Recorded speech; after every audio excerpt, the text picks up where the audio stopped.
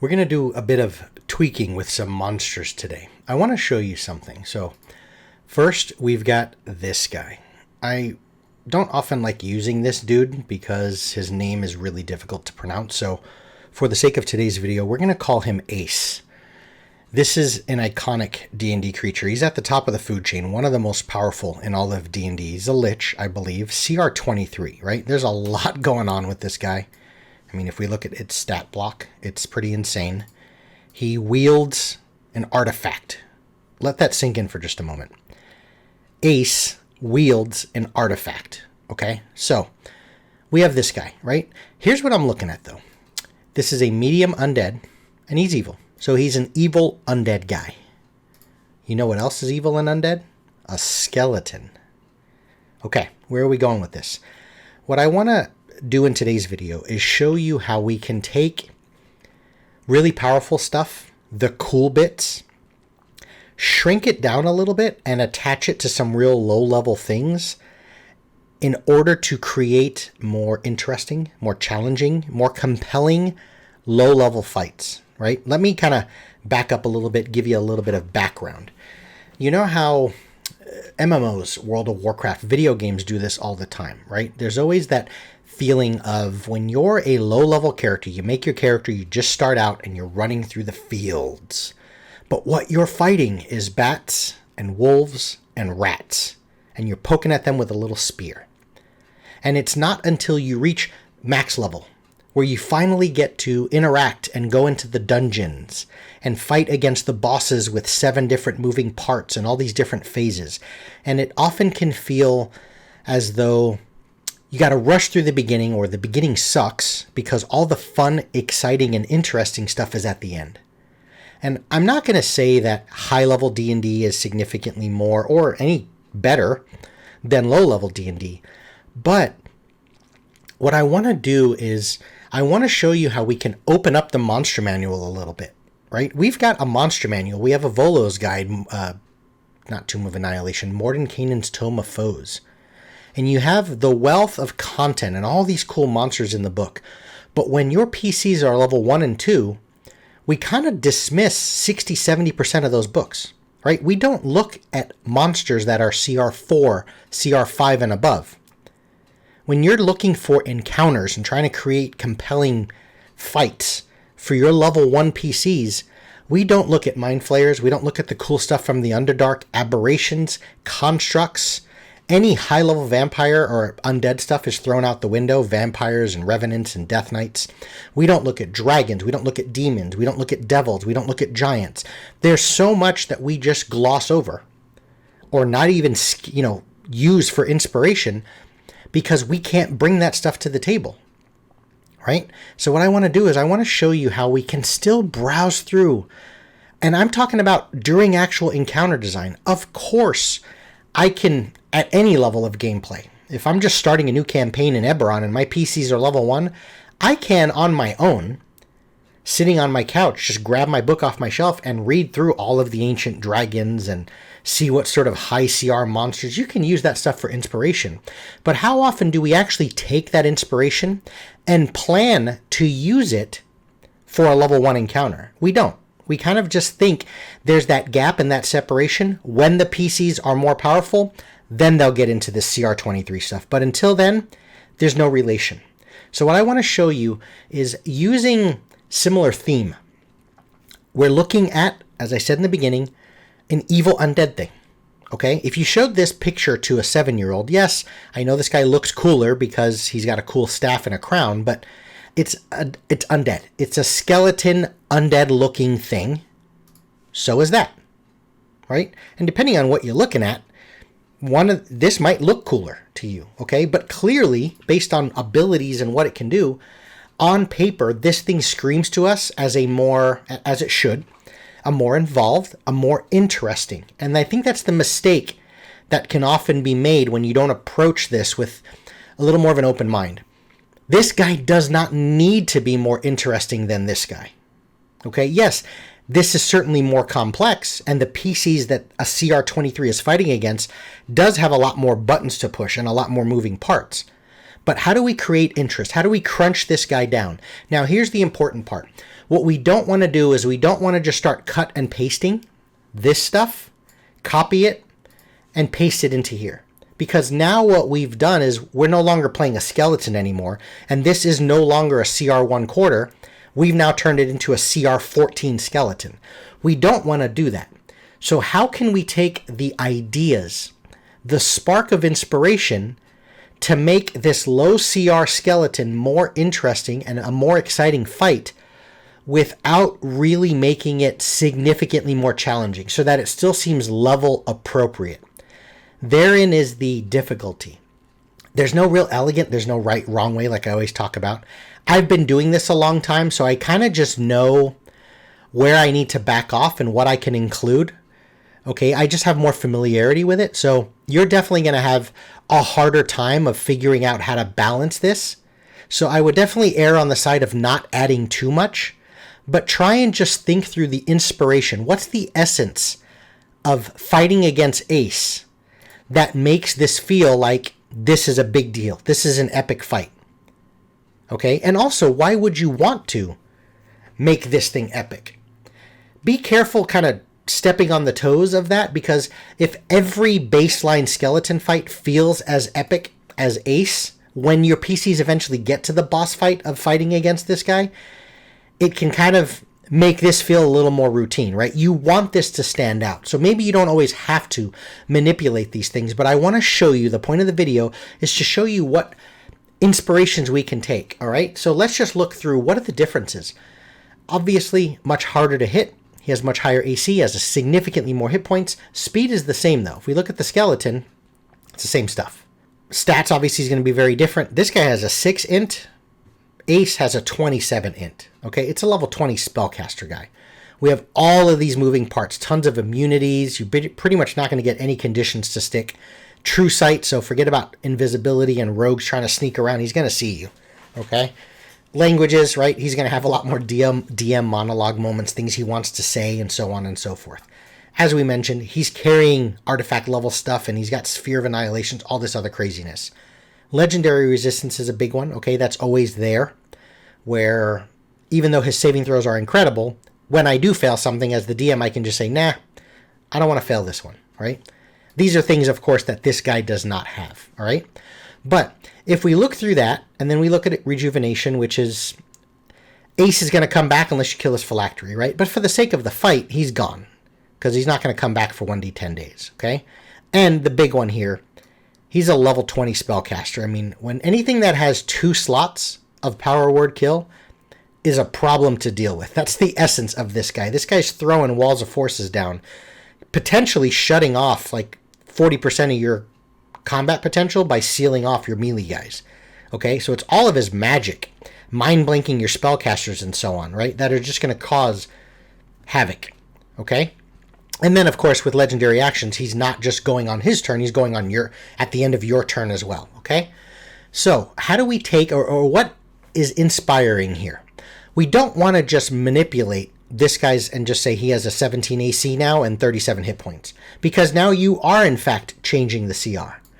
The essence of this guy in the first parts that I read through is he's really good at dealing with spells and legendary resistance, right? So your powerful magic that's trying to combat against his powerful magic is going to be resisted 3 times, right? That's a problem for your spellcasters.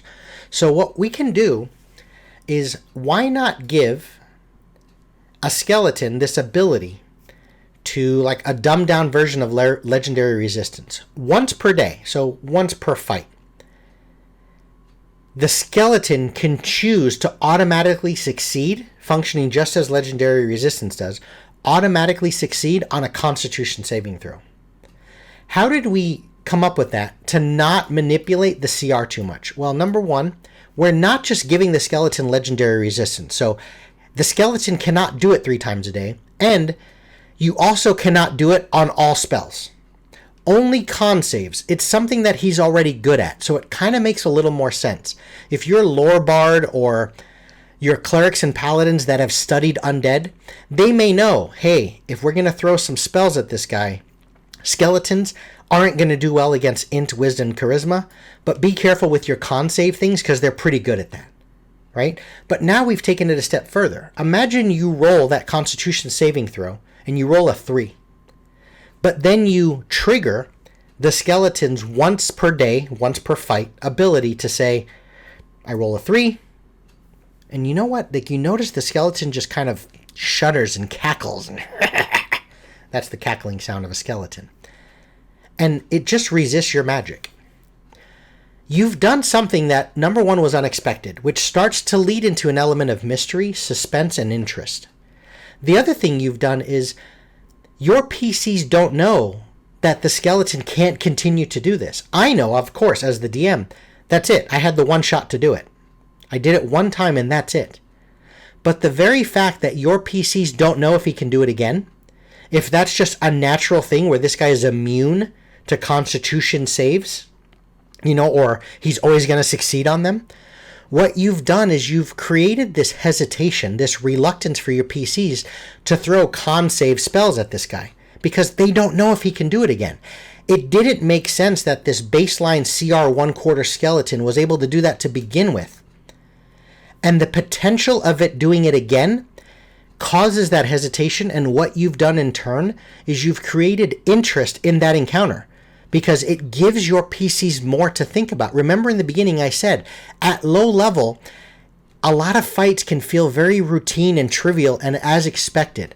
There's, you're only going to roll one die, and they only have one action. All right, roll the hit. You miss. You're done, right? There's not a lot of moving parts. If they haven't reached level 2 or 3 as a rogue yet, they don't have bonus action hide and disengage and all this stuff. They just kind of do one thing. But you're now giving more diverse mechanics and options because your PCs, your casters have to think through, do I want to bother having that skeleton make con saves? I don't know why it did that.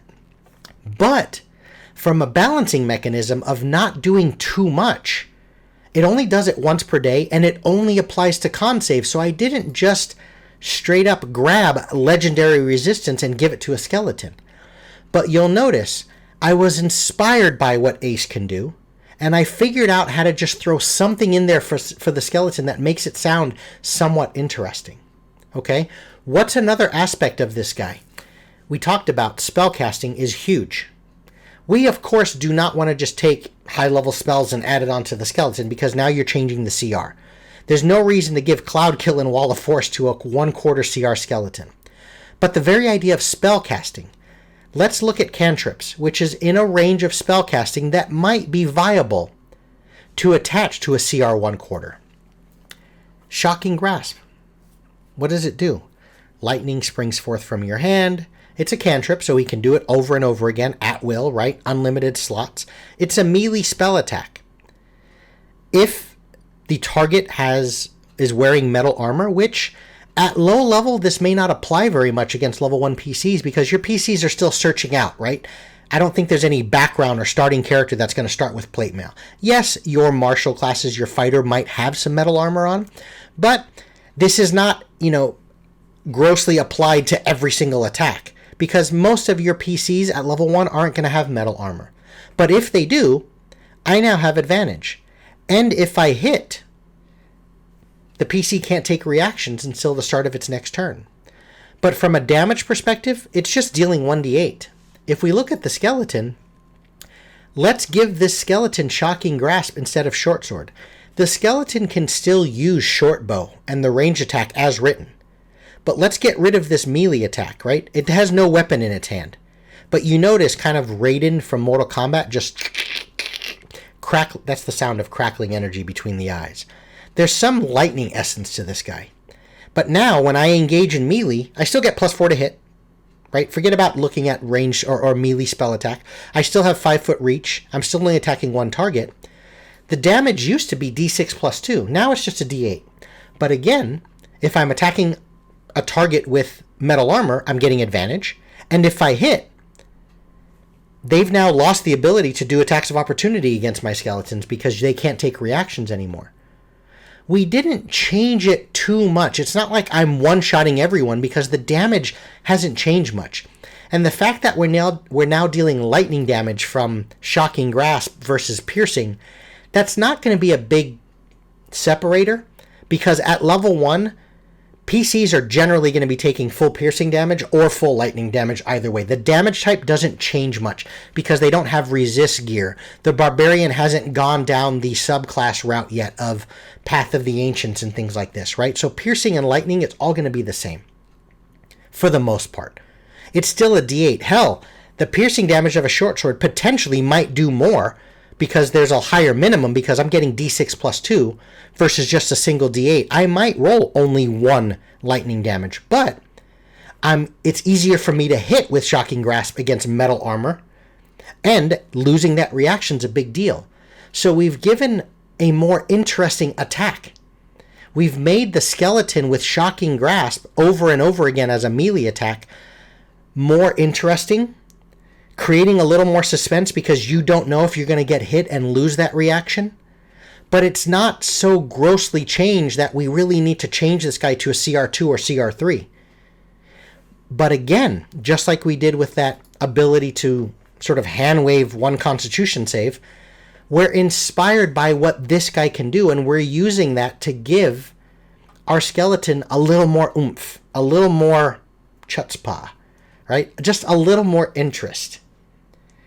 And I think that's it, right? We don't have to give this thing legendary actions. Remember what I said in the beginning of when you're dealing with balance, err on the side of not doing too much. We're not going to give it condition immunities and all this other stuff and paralyzing touch, and we're going to minimize, or reduce the no, because paralyzation in and of itself is a debilitating condition. You change the dynamics of the encounter and the CR if you give your skeletons paralyzation ability, right? So leave all that stuff alone. Leave all the stuff dealing with its powerful staff and artifact level items, and the fact that it can now take legendary action and go off turn. That changes the mechanics. But from an inspiration point of view, I'm looking through the book, I'm reading about high-level undead, and I like this legendary resistance thing, and I like this little spell ability. Let's give that to the skeleton. And in turn, what we've done is we've tried to keep things still in the same CR range and kept the balance relatively where it is, but we've created a more dynamic encounter. We've started causing, or we're asking the PCs to ask more questions of why do these skeletons have lightning ability? Why don't they use swords, and why do they have Shocking Grasp? And why was he able to resist that 1 constitution spell even though he rolled a 3 on the die? And in turn, what you're doing is you're opening up your monster manual. You're now able to take real low-level reptiles and drakes and think through the inspiration of high-level dragons. You're now able to take an imp or a low CR weird fiendish thing, but look through the Balor and the Pit Fiend for inspiration. And I think that's the essence, that's the essence of what I'm trying to cover in this video is read through the powerful stuff, be inspired by, and figure out what is the main element. What's the feel and the theme that we're trying to capture when we have a fight with this thing? And how can we capture that same essence and attach it to low-level things so that we create interesting encounters and fun gameplay through all levels, and not making it feel like your PCs are waiting to get to the end and that's the only time we have interesting fights? I think there's enough to chew on there. That's all I have for you folks. Thanks everyone for watching, and take care.